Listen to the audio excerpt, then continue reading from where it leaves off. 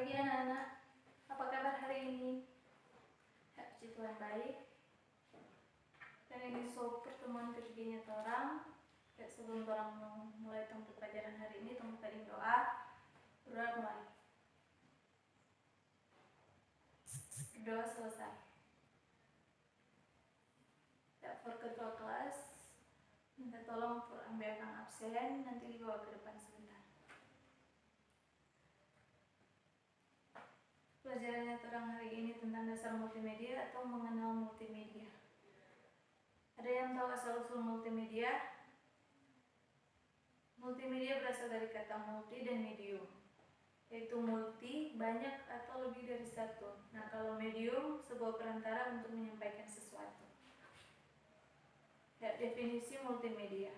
Multimedia secara umum merupakan kombinasi 3 elemen, yaitu suara, gambar, dan teks. Itu yang pertama. Yang kedua, multimedia adalah kombinasi dari paling sedikit 2 media, input atau output dari data. Media ini dapat berupa audio, animasi, video, teks, grafik, dan gambar. Nah, yang ketiga, multimedia merupakan alat yang menciptakan presentasi yang dinamis dan interaktif, yang mengkombinasikan teks, grafik, animasi, audio, dan gambar video. Nah, arti luas tentang multimedia, yang pertama, harus ada komputer yang mengkoordinasikan apa yang dilihat dan didengar. Yang kedua, harus ada link yang menghubungkan pemakai dengan informasi. Yang ketiga, harus ada alat navigasi yang membantu pemakai menjelajah jaringan informasi yang saling terhubung.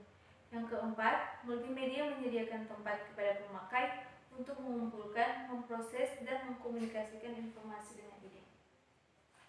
Nah, ada 2 jenis multimedia. Yang pertama linear dan yang kedua interaktif. Yang pertama, pengguna hanya dapat menyaksikan produk. Nah, itu yang linear. Nah, yang kedua interaktif, pengguna diberi kebebasan dalam mengontrol elemen-elemen yang ada dalam produk.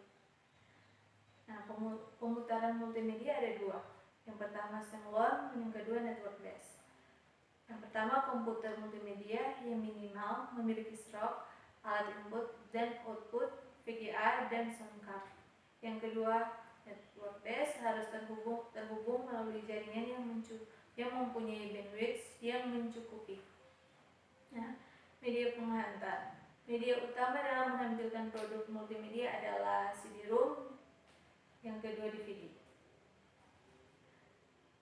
Pembagian multimedia ada 2, multimedia content production dan multimedia communication. Yang pertama, multimedia content production, penggunaan dan pemrosesan beberapa media yang berbeda untuk menyampaikan informasi atau menghasilkan produk multimedia, dan atau penggunaan sejumlah teknologi yang berbeda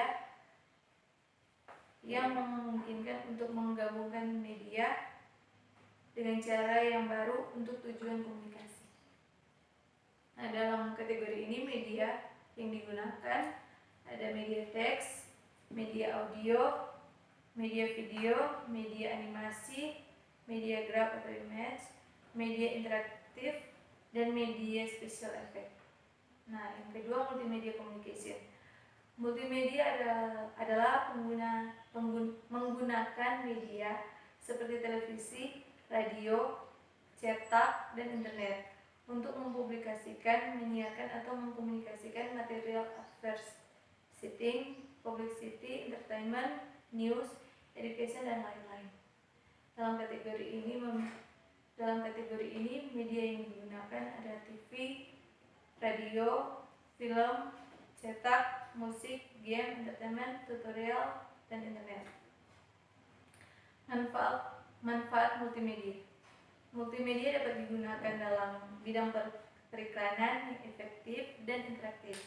Yang kedua, bidang pendidikan dalam penyampaian bahan pengajaran secara interaktif dan dapat mempermudah pembelajaran karena didukung oleh berbagai aspek, suara, video, animasi, teks, dan grafik.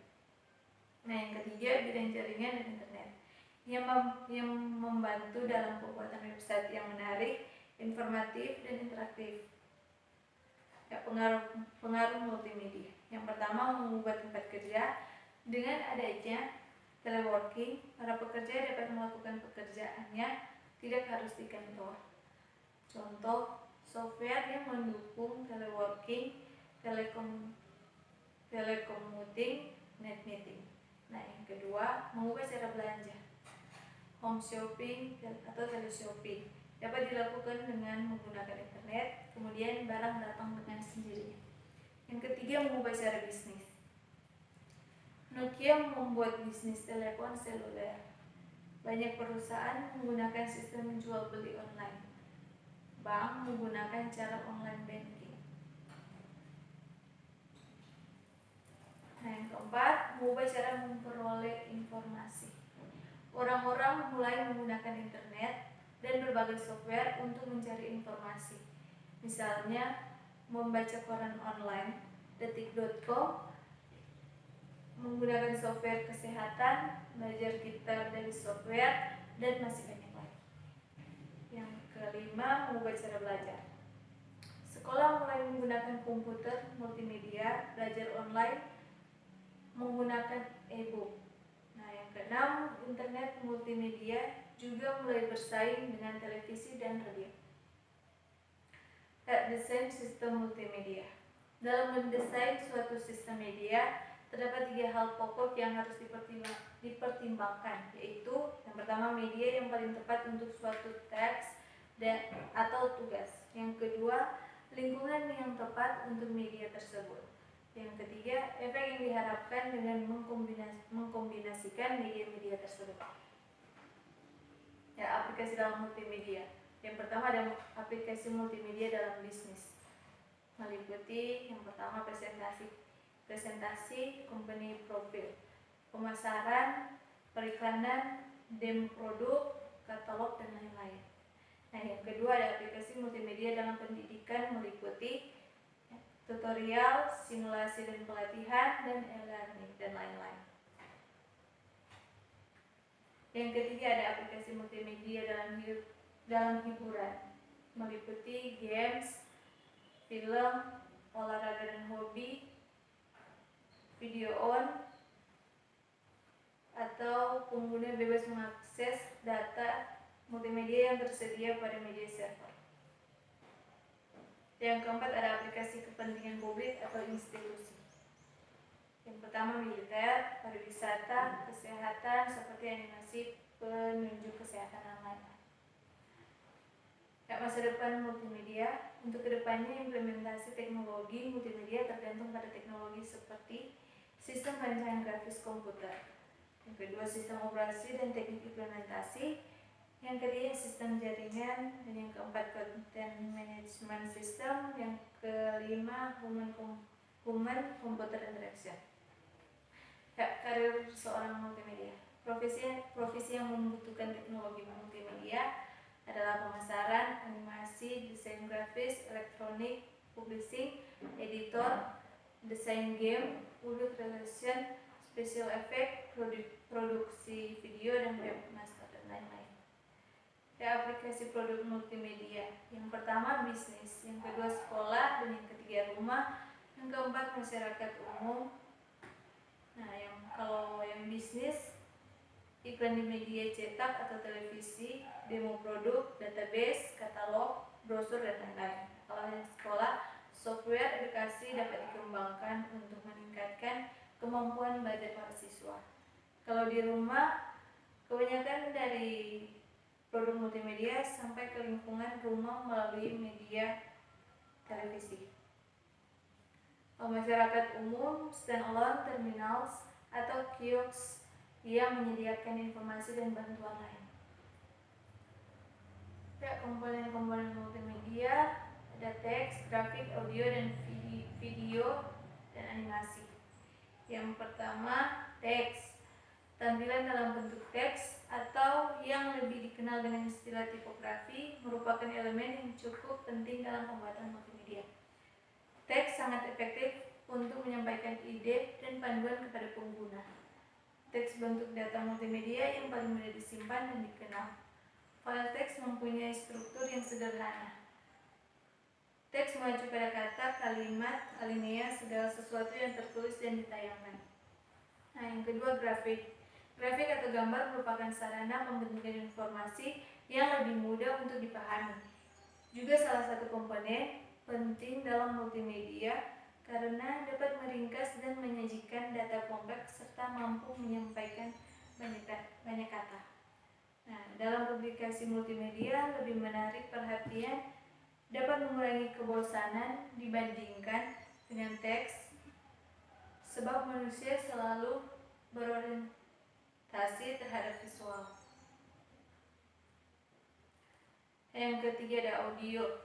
Teknologi audio juga berperan penting dalam menyampaikan informasi. Tanpa adanya audio dalam sebuah multimedia, maka hasilnya tidak lengkap. Suara atau audio di dalam multimedia biasanya berupa suara musik, suara dari voice record, dan efek-efek suara lainnya.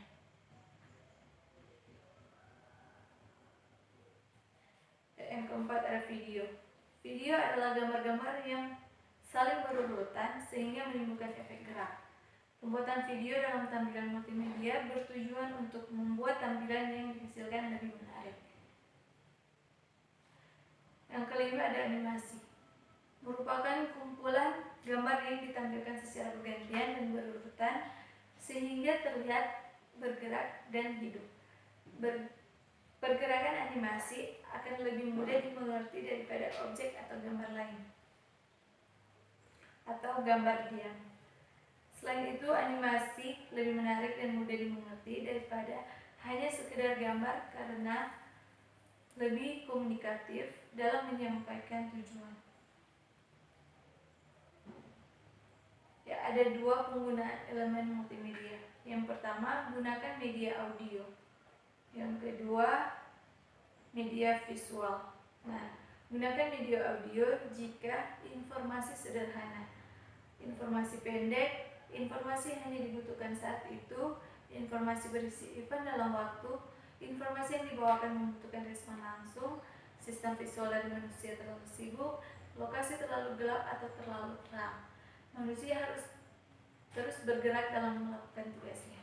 Nah, kalau media visual digunakan jika informasi kompleks, informasi panjang, informasi masih dibutuhkan beberapa saat kemudian, informasi berisi lokasi dalam ruangan, informasi yang dibawakan tidak membutuhkan respon langsung, sistem audio dari manusia terlalu sibuk, lokasi terlalu bising, manusia bisa tetap diam pada suatu posisi tertentu dalam melakukan tugasnya.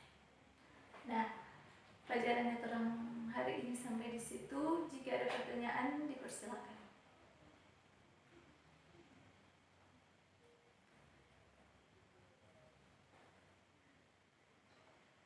Ya, sampai di situ pelajaran yang terang hari ini. Ada yang langsung mengerti atau kalau tidak mengerti boleh bertanya. Ya, terima kasih kalau tidak ada.